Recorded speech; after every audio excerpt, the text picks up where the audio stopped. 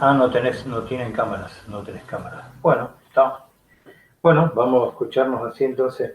Ustedes me escuchan a mí, cualquier cosa piden para, para intervenir a través del chat, chateando. ¿Cómo están manejando las otras clases? También así, sin cámara, digamos, no tienen solamente con audio. ¿Cómo están con las otras clases?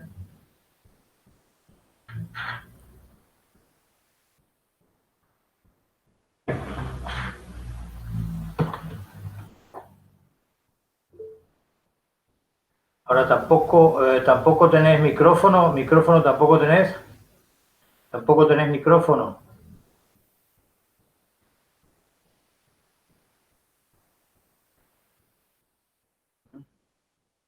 A través del chat, ajá.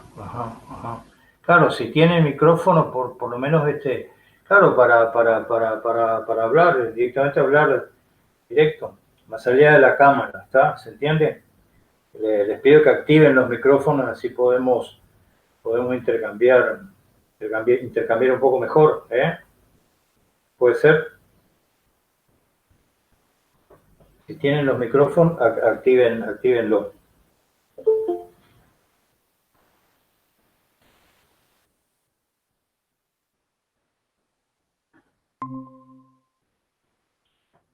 ¿Qué tal? ¿Cómo te va? Tampoco tiene micrófono. ¿Qué pasa? Activa el micrófono. Hola, ¿qué tal? Hola, ¿qué tal, profe? Buenas tardes. ¿Tenés cámara? ¿Tenés video? Sí. Ponelo, por favor. Todo lo que tengan video, mejor así lo hacemos menos impersonal la reunión. ¿Está claro? ¿Qué tal? ¿Cómo te va? ¿Cómo estás? Bien. ¿Qué tal, profe? Perfecto. ¿Qué están? Ahí se te fue el micrófono. Creo que apagaste tu micrófono, me parece. Sí, lo apagué porque está para bajar el volumen a la tele, que está muy fuerte, profe. ¿Qué tal? ¿Cómo va? ¿Bien? Bien. Por suerte, por ahora. Bueno.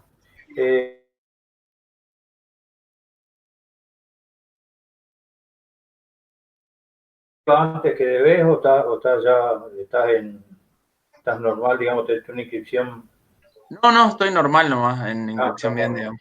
Ya estás en cuarto, no estás debiendo nada, ninguna correlativa. Perfecto. Está. Hola, profe, ¿me puede escuchar? ¿Cómo? ¿Me puede escuchar bien? Ahí te escucho. Ahí pude conectar desde el celular y ahí anduvo un poco mejor. Bien, perfecto, dale.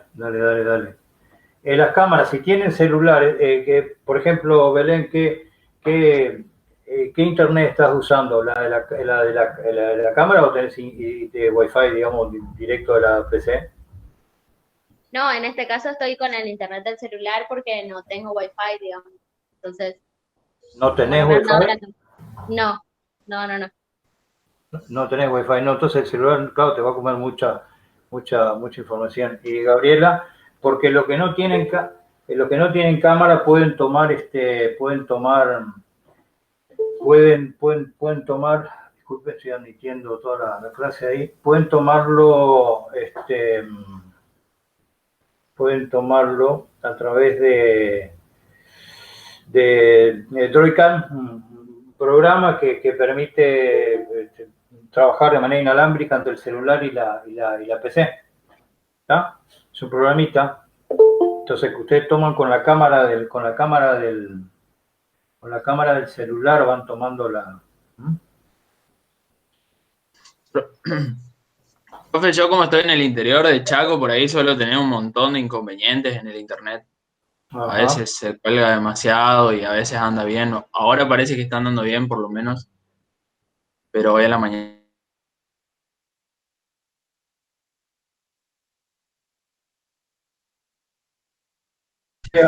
Andrea, ¿sos vos? Andrea. ¿Sí? ¿Estás con el audio apagado, Andrea? ¿Cómo te va? Dice Eduardo. Hola, profe. Eduardo, ¿Cómo le va? Tu conexión, ¿puede ser? Sí, no, está con su correo, está en su computadora. Ah, perfecto. Perfecto. ¿Cómo va? Bueno, les pido, bueno, está. A medida que vayan entrando, por favor, los que tienen cámaras, los que tienen cámaras, conectan con cámaras, puede ser. El resto deja audio en la medida de lo posible, ¿está? Todos los que tienen. ¿Qué tal? Ahí veo una cara conocida también, ya habíamos estado, ¿no? ¿Sí? Sí. No te escucho. ¿Eso te escucha? ¿Tenés el audio apagado? Sí, estaba el audio.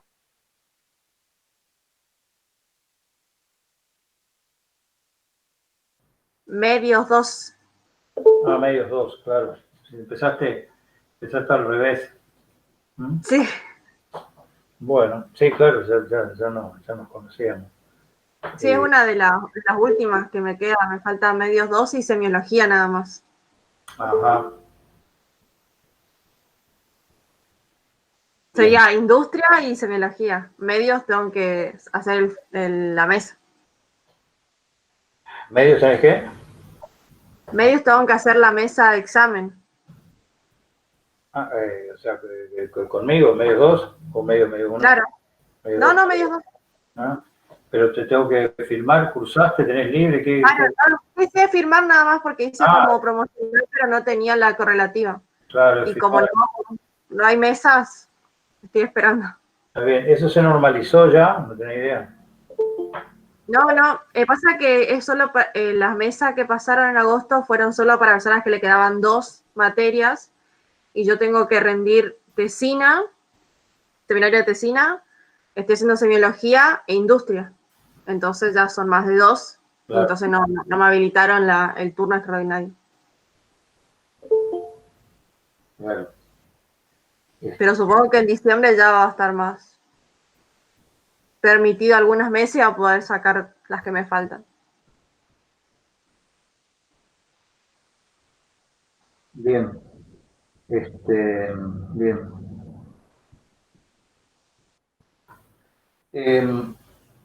Bien, no sé si estaremos todos ya. ¿Tenés idea, Andrea, si están más o menos todos?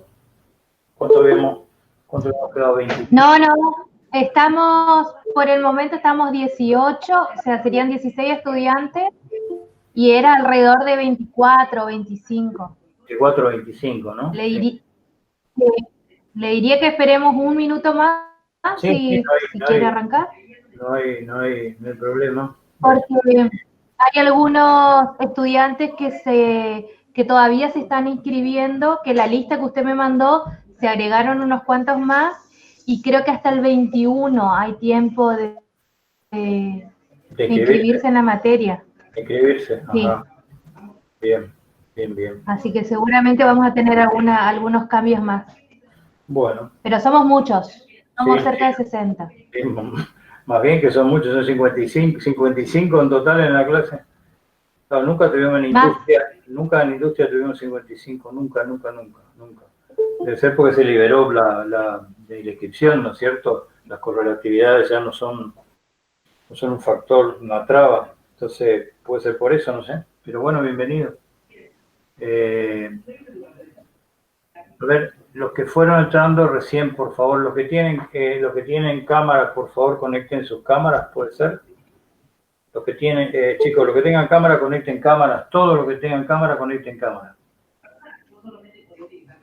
¿Está? Por supuesto, si no con audio, ¿no es cierto? Pero los que tienen cámara, bien, perfecto. ¿Por qué? Porque es menos impersonal, ¿no es cierto? Ya que tenemos esta virtualidad por medios, al menos tratar de vernos, conocernos un poco visualmente, y se me ocurre es menos fría también. De hecho, yo estoy de pie hoy, suelo dar las clases más sentado, estoy de pie probando otra forma y con ustedes, y de hecho también en alguna parte me voy a sentar para ver algunos textos, pero bueno, tratando siempre de hacerlo más dinámica y menos tediosa estas clases por internet. Lo que hacemos en la clase, y ya estoy comenzando, es dividir, ¿no es cierto? Hemos dividido el curso en dos grupos, dos grandes grupos, de más o menos 25, 24, 25 alumnos cada gran grupo, y dividir la clase, ¿no es cierto? Vamos a tener una hora y pico, una clase acá, y otra hora y pico con el otro grupo. Por lo menos algunas clases, ¿no es cierto? Vamos a tratar también de hacer alguna junta, todos, de acuerdo a la dinámica que planteemos para las clases, ¿no es cierto? Ahí donde tengamos clases en donde nos vamos a detener más ¿cómo se llama? Nos vamos a detener más en participación de ustedes, en intercambio con ustedes. Imposible sería con 50 y pico de alumnos, ¿no es cierto? O sea que ahí trabajaríamos con grupos más chicos y poder provocar estos intercambios, ¿eh? Bueno, me presento formalmente. Yo soy, para los que no me conocen, Eugenio Montero. Soy profesor adjunto de esta materia, profesor adjunto de medios 2. Seguramente algunos de ustedes estarán el año que viene cursando medios 2, así que también nos volveremos a ver ahí. Soy, licenciado, especialista en docencia, soy de profesión periodista, ejerzo el periodismo de manera activa a través del diario digital Momarandú, está a mi cargo también. Tenemos como colaboradora, es decir, a cargo de los trabajos prácticos, Andrea de los Reyes. Ya ella misma se presenta ahora y va a trabajar con nosotros como adscrita Gabriela Bizarro, que es una alumna que la tiene en medios 2 y va a trabajar va a hacer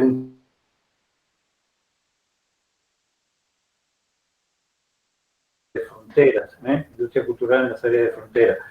Seguramente ustedes van a tener contacto con ella también. Por supuesto, Andrea también va a estar a cargo de algunas clases. Vamos a tratar de ver en qué medida podemos hacer algunos foros intercambiando con productores de industrias culturales o gente involucrada en algún área que nos resulte de interés vinculada al área industria cultural.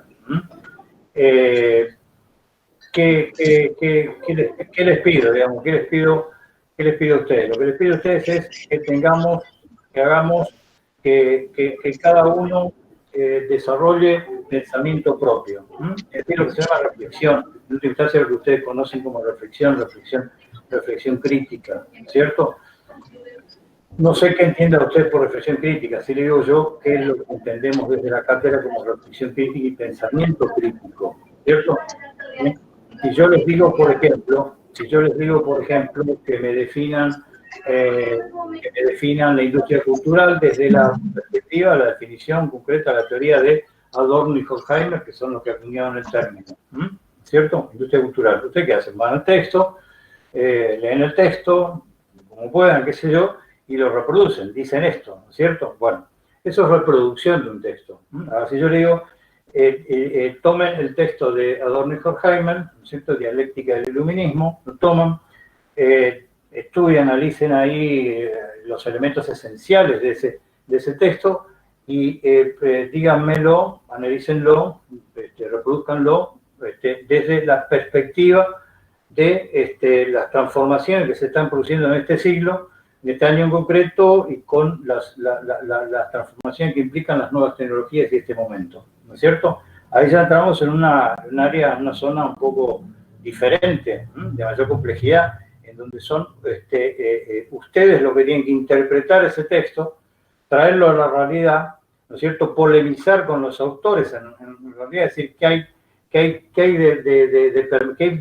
permanece de esos textos con relación a esta realidad actual desde la perspectiva de ustedes? Y seguramente tenemos una variedad de enfoques, ¿no es cierto? Es decir, de los 55 alumnos, cada uno con un enfoque, una mirada y un análisis peculiar y diferente respecto de ese mismo texto, ¿no es cierto? Ahí estamos haciendo un análisis crítico, no estamos reproduciendo, estamos haciendo un análisis crítico, ¿no es cierto?, bajo nuestras propias percepciones, paradigmas, conocimientos, etcétera, intercambios que podemos hacer, y lo volcamos. Eso es pensamiento crítico, y eso es lo que vamos a juzgar en la cátedra.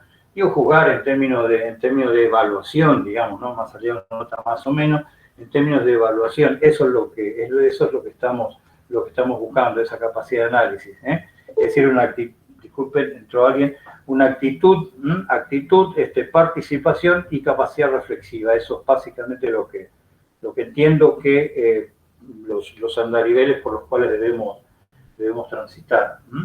Bueno, después algunos aspectos más formales ya los tienen, los que son promocionales, tenemos 3 exámenes parciales, un 80% de asistencia a las clases son estas que tenemos los martes, estos encuentros que hacemos, y esas son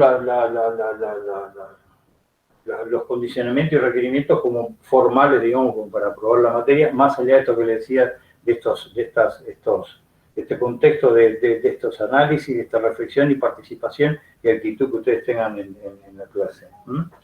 Que desde luego vamos a trabajar con, según ustedes se van a dividir en comisiones, ahora vemos eso para seguir puntualmente los temas que vayamos planteando.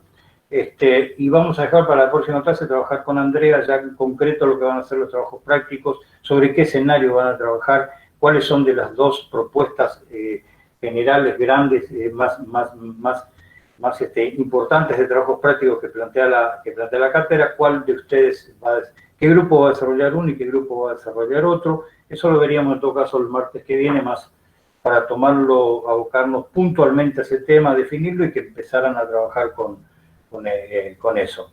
Mientras tanto, sobrevolando un poquito, de luego tenemos autores que son Dialéctica del Iluminismo con Adorno y Horkheimer, que es el texto que preside la cátedra, pero vamos a trabajar por supuesto vamos a trabajar con otros autores, vamos a meternos, a internarnos en lo que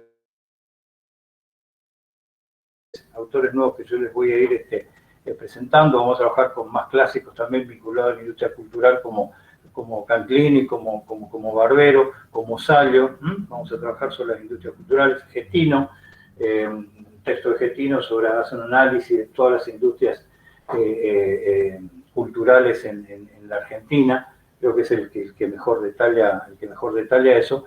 Y por supuesto vamos siempre a tratar de un anclaje, una bajada local a todo esto, ¿no?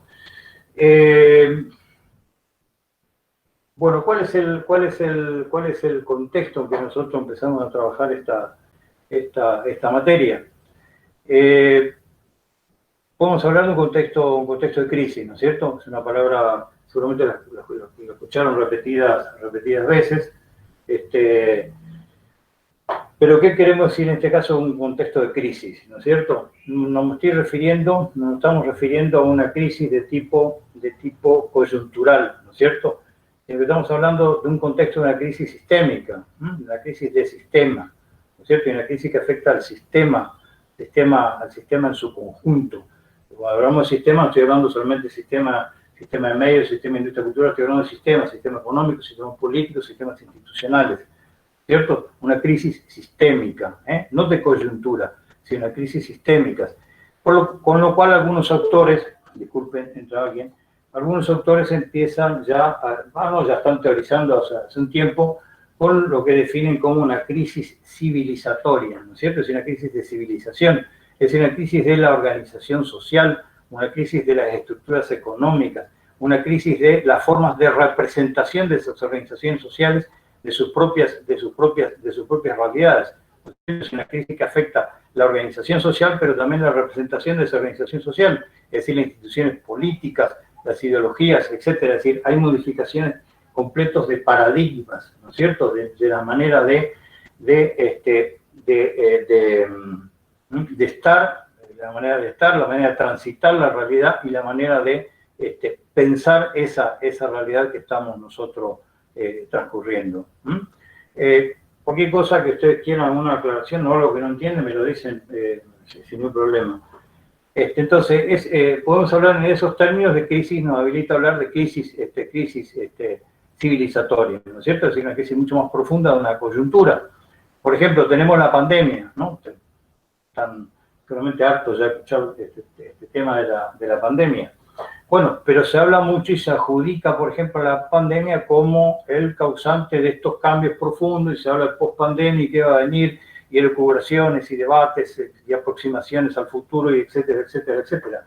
En realidad, lo que tenemos que ver, mi opinión, es que la pandemia no está en la base de estos cambios, de esta modificación y de esta crisis, ¿cierto? la pandemia, y sí, efectivamente ha venido a acelerar los tiempos, ¿no es cierto? Ha venido a dinamizar los tiempos. Por ejemplo, en el área universitaria, nosotros estamos trabajando ahora de una manera, yo he venido trabajando ya de esta manera muy esporádicamente y casi de manera experimental. De hecho, la UNE tampoco ha autorizado más de un porcentaje de clases virtuales, ¿no es cierto?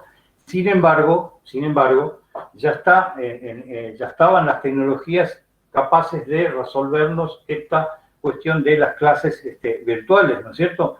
Ya estaban desde antes, no aparecieron con la pandemia estas tecnologías, ya estaban desde antes. Es decir, hay un retraso de las instituciones en acompañar estos cambios que ya se venían produciendo, ¿no es cierto? Tal vez estaban cambios que estaban más ocultos, cambios que no se veían tan nítidamente como ahora. Ahora ya cualquiera parece evidente que tiene que adaptarse al comercio, que tiene que adaptarse a la estructura económica, que tiene que adaptarse a los trabajos, que hay que recondicionar y recomponer trabajos, que las universidades tienen que readecuar todo su organigrama académico, su programación académica, sus planes de estudio, incluso volcarlos en función más en correspondencia con esta nueva situación y en concreto con estas tecnologías. Es decir, ¿pero dónde quiero llegar? Es decir, estos cambios ya venían produciéndose desde antes, que fueran más o menos visibles es otra cuestión. La pandemia lo que ha venido a hacer es a eyectar, a profundizar y a ponerlo visiblemente a los ojos de todo el mundo estas transformaciones. Pero lo que en realidad la base de estas transformaciones están precisamente con nuevas herramientas de producción, es decir, las nuevas tecnologías, la ciencia es en sí mismo una fuerza productiva, pero en este caso es además una nueva herramienta de producción. Internet está en la base de todo esto. Internet tiene que ver con la globalización. Internet es la base de esta transformación, lo digital, ¿no es cierto? La digitalización, perdón, está en la base de todas estas transformaciones. Y tenemos que ver a Internet y tenemos que ver a la digitalización no solamente como un factor de comunicación, como un factor de entretenimiento, de información de tipo general, sino como una fuerza productiva, ¿cierto? Ahí donde estaba la industria, la famosa revolución industrial, donde estaba la industria, donde estaba la máquina, hoy pasa a ser superada esa etapa, o superadas esas máquinas, esa industria tradicional, por estas nuevas tecnologías, por estas herramientas que tienen que ver con la digitalización, que tienen que ver con Internet, ¿no es cierto? Esto es lo que provoca, es causante de la globalización, por otra parte, como un proceso irrefrenable que aparece. ¿Y por qué aparece el proceso irrefrenable de la globalización? Porque no está sujeto a determinadas políticas ni decisiones administrativas, sino que tiene que ver con procesos de transformación productiva que tiene que ver con esto, con bases de producción, de intercambio, de organización de la sociedad de manera diferente que va provocando estas transformaciones. Entonces, un punto, es decir, cuando hablemos de Internet estamos hablando de una fuerza productiva, de una herramienta de producción, ¿no es cierto? Y si aparece una fuerza productiva nueva, como en todas otras etapas de la historia de la humanidad, cada vez que aparecieron fuerzas productivas nuevas, hubo transformaciones de carácter social, político, por supuesto económico, político, ideológico, de paradigmas, pensamientos, etcétera, etcétera. No es el motivo ahora de referirme a la historia de las transformaciones productivas. En todo caso es un tema que lo vemos más en medios 2. Pero sí señalarles esto. Cada vez que han aparecido nuevas herramientas de producción, se modifican las formas de organización social. En los sistemas económicos y sociales, los sistemas económicos sobre todo, lo importante y lo que tenemos que tener en cuenta para definirlos no es lo que se produce, sino el cómo se produce. Es decir, la herramienta con la cual se están produciendo esos productos, esas mercancías, todos esos productos que van a ser consumidos, intercambiados, etcétera, etcétera. Bueno, cada vez que aparece una nueva herramienta de producción, aparecen estas modificaciones. Entonces, es la base de esta transformación y de estas grandes transformaciones que estamos apenas empezando a transcurrir, tiene que ver con eso. Tiene que ver con Internet, con la digitalización, tiene que ver con las nuevas tecnologías que nos están planteando nuevos sistemas de organizaciones productivos y sociales, ¿no es cierto? ¿Y qué plantean? ¿Y por qué hablamos de crisis? ¿Y por qué hay una transformación? Hay un cambio en la forma de producir, ¿sí? Cambio en la forma de producir, ¿sí? Hay un cambio en la forma de distribuir esos productos. Hay una forma nueva, un cambio en la manera de intercambiar esos productos y hay una manera diferente en el consumo de esos productos, ¿no es cierto? Entonces estamos hablando de transformaciones y cambios en los factores de producción, de intercambio, de distribución y de consumo, ¿no es cierto? Esto es lo que provoca este revulsivo, estas transformaciones, estos cambios, esto que no sabemos también un poco para dónde ir, modificaciones de profesiones enteras, bueno, ya dijimos de paradigmas, pero de situaciones económicas concretas que nos permite hablar de crisis. Por eso dije crisis civilizatoria, que estoy explicándole la base de esta transformación, que no ocurren en todos los momentos de la historia humana, ¿no es cierto? Les toca a ustedes transitar esta etapa de profundos cambios, ¿no es cierto? Hay otras generaciones que le tocan situaciones mucho más estables. De pronto mi propia generación, antes, hasta aquí, digamos, hasta aquí, más o menos estaba dentro de un sistema de producción y una organización social y formas de representación de la vida, las instituciones, paradigmas, etcétera, más o menos constantes, ¿no es cierto? A partir de ahora empiezan esto a entrar en discusión, a entrar en duda, en zona gris, aparecen zonas oscuras, no sabemos para dónde vamos, dónde va a terminar todo esto, provoca, por supuesto, cambios desde el punto de vista psicológico, ¿no es cierto? Formas de organización social diferentes, de comunicarnos de manera diferente. De hecho, si nosotros continuamos a futuro con este tipo de contacto de clase, nos cambia un paradigma, pero nos cambia también socialmente, la manera de conectarnos cambia psicológicamente, ¿no es cierto? No es lo mismo que estar yo con ustedes en este momento, viéndolos cara a cara, ustedes ven más integralmente los gestos, lo que hago, con dónde voy, es el famoso aquí y ahora, ¿no es cierto? Bueno, eso se pierde con esta virtualidad, ¿no es cierto? Es decir, otro tipo de comunicación. Y ese otro tipo de comunicación me cambia. No es solamente que me cambió un aspecto, digamos, de una cuestión unilateral, digamos. No, me está cambiando integralmente, me está cambiando la forma de comunicarme, tengo que aparecer con nuevos gestos, nuevos modos, casi hasta nuevas maneras para tratar de hacerme entender más claramente, para mantener la atención con ustedes a su vez, cómo no aburrirse y mantener la atención con algo que es una camarita ahí que no dice mucho, etcétera, etcétera. Todo esto modifica relaciones sociales. Y es lo que pasa en los trabajos, ¿no es cierto? No es lo mismo, obviamente, el trabajo desde Internet que el trabajo como lo veníamos haciendo antes. Y cómo tocan industrias culturales, y las industrias culturales toman también con una profunda transformación y modificaciones. Se modifica la industria de la música, se modifica la industria editorial, se modifica la industria cinematográfica, se modifican los medios, la industria de los medios, la televisión, la radio, los diarios, aparecen por supuesto los medios digitales. Y todo esto no es solamente aparición de nuevos formatos, sino de transformaciones de la forma de organización productiva para dar a luz esos formatos, ¿no es cierto? No tiene nada que ver el trabajo de una redacción digital con el trabajo de una redacción en un diario tradicional de forma física. No tiene nada que ver. En la dinámica, en los tiempos, en la superposición de tareas, ¿no es cierto? Es decir, aparecen responsabilidades y espacios de formación nuevos a los cuales tenemos que dar respuesta. Hoy, por ejemplo, un comunicador solamente escribiendo bien no resuelve, necesita además un manejo de las técnicas audiovisuales para poder comunicar integralmente y aprovechar esta herramienta que tiene para hacerlo, lo que no había antes. Entonces, en términos de industria cultural, también ocurre esto. Ocurre que hay una transformación, que hay un estado de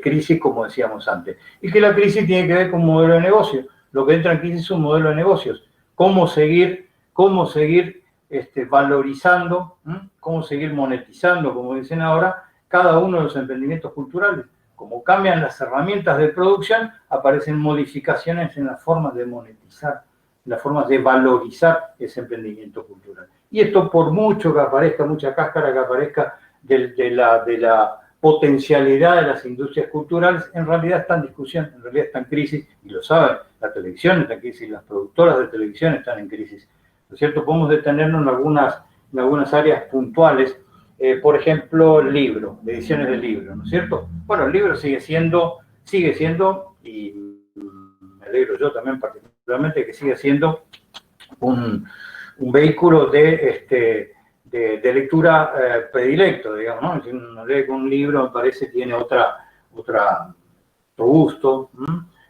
Me parece incluso se puede leer, entender mejor que desde lo digital puramente, pero bueno, tengan en cuenta que yo tengo una barrera también generacional. Yo me crié con un libro bajo el brazo y de pronto me encuentro con esto, con lo digital. Tal vez no sea el caso de ustedes. En cualquier caso, lo que hay es una modificación que se va dando más o menos paulatinamente de esa industria, de la industria editorial.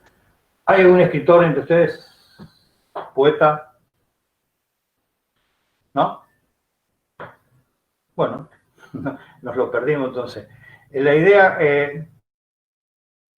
para ver cómo trabajan prácticamente, es decir, un escritor, un poeta que quiere publicar, ¿con qué se encuentra? Se encuentra que tiene que tener una editorial que le imprima su libro, ¿no es cierto? Y la editorial que pone, un tipo ahí que hace la especie de corrección general de la edición, y después intervienen los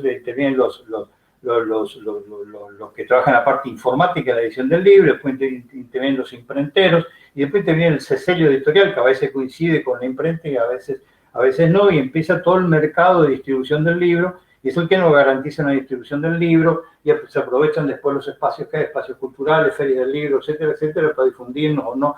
En fin, todo un mecanismo que si nosotros lo vemos del área digital queda totalmente eliminado. No estoy hablando de si es positivo o negativo, estoy tratando de describir lo más objetivamente un proceso que se está dando y que se verifica en la industria editorial. Hoy un autor puede escribir su libro, ¿no es cierto? Si vuelve a poner, estas herramientas vuelven a poner en el centro lo que estaba diluido, porque últimamente aparece el escritor que hace diluido, aparece en la industria editorial como el gran hacedor, por ejemplo, de un libro. No siempre hay firmas que son perennes, hay firmas que son demasiado importantes en sí mismas, no todos son Borges, ¿está claro? Pero digamos, es decir, hoy estas herramientas vuelven a poner en el centro de la escena, en el centro del escenario, al propio autor, ¿cierto? Al propio autor. Ustedes habrán escuchado la palabra incluso prosumidores. Bueno, esto es lo que está pasando. Hoy ya todo el mundo es un prosumidor en potencia, es un consumidor y es un productor al mismo tiempo. Bueno, esto le pasa a los editores, a los escritores, escritores, poetas, periodistas incluso. O sea, tienen la herramienta para difundir, tienen en sus manos el control de la herramienta para difundir sus contenidos. ¿Sí? ¿Qué es lo que había perdido en la etapa anterior, en la etapa industrial? ¿No es cierto? Porque intervenía un soporte un soporte de mediación que le excedía, soporte físico de mediación que le excedía a sus propios objetivos. ¿No es cierto? No podía saltar esas etapas, no podía saltar la etapa de la imprenta, no podía saltar la etapa de las editoriales para poder publicar, a menos que quisiera publicar y distribuir entre amigos, que es lo que hacemos mucho. Realmente unas cuantas ediciones para que los amigos y los familiares conozcan lo que estamos escribiendo y punto. Ahora, si estamos hablando de comercialización, de distribución ya a gran escala, más masiva o medianamente masiva, teníamos necesariamente que caer en esos soportes tradicionales.